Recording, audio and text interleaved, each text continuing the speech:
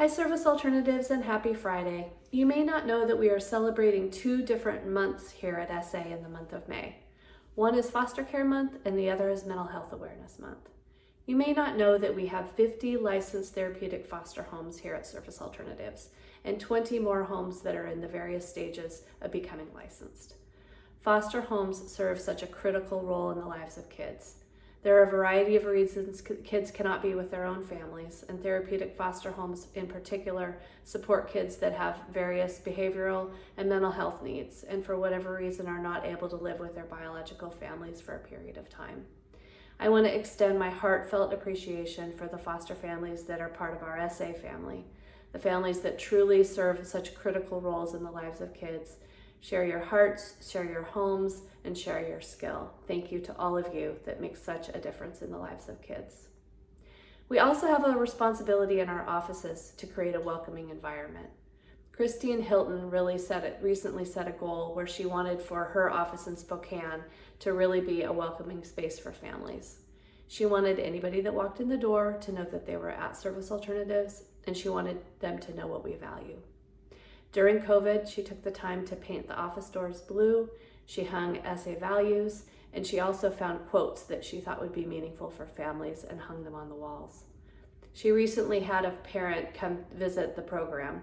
Parents that are part of a visitation program get the choice of choosing what provider. The court dictates that they have to have visitation services, but they get to choose where. This particular client came into our office, toured it, and let Christine know that it was the most welcoming space she visited, and she chose Service Alternatives to provide the visitation service for her family. This was a great example of taking small goals. There's no goal that is too small for our employees, for our clients, for our communities, and really making it happen. Thank you, Christine, for really representing SA so well. I've talked a couple times about Work First being a program that was particularly hit and still is during COVID. Not only have we been impacted by employment services and the slowdown or the halt in some cases, but we also have been impacted by a lot of people changes.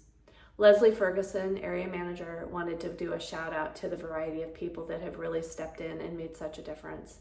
First of all, there's Demetria, who's been lead case manager for a long time in Work First, and Leslie has had the privilege of working with Demetria and seeing the quality of her work. Demetria supported 19 families in the month of April, and 4 of these individuals went on to find paid employment. That's a just incredible result for Demetria. Ashley Soto has stepped in and really helped out in a variety of ways. Ashley was the administrative assistant there for a long time. She's continued in her role as executive assistant to provide support, and Leslie has found her to be so organized and helpful in so many ways. Katie Thurgood and Molly Ronnie have really made a difference in supporting Leslie learn how to do CJ payroll. And then Karina and I also want to give a shout out to Leslie. Leslie stepped in to a program that she didn't know a lot about. We have always known that Work First shared almost more similarity with our children and family work than it does with our employment work.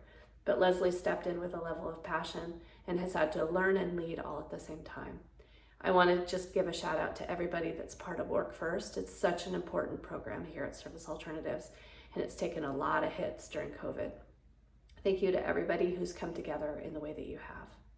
And then lastly, this is Mental Health Awareness Month, and I will be talking about it more in my message next week, but I really encourage each of you to pay attention to your mental health. Your mental health, your emotional health, your physical health are all critically important. We're very aware that during COVID, for many people, mental health is a real thing that you're struggling with.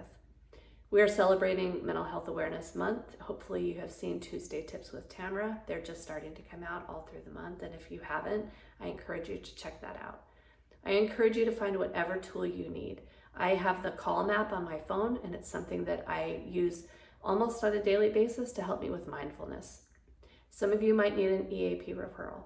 It can be difficult to ask for help, but I really encourage you to pay attention to what you might need during this time.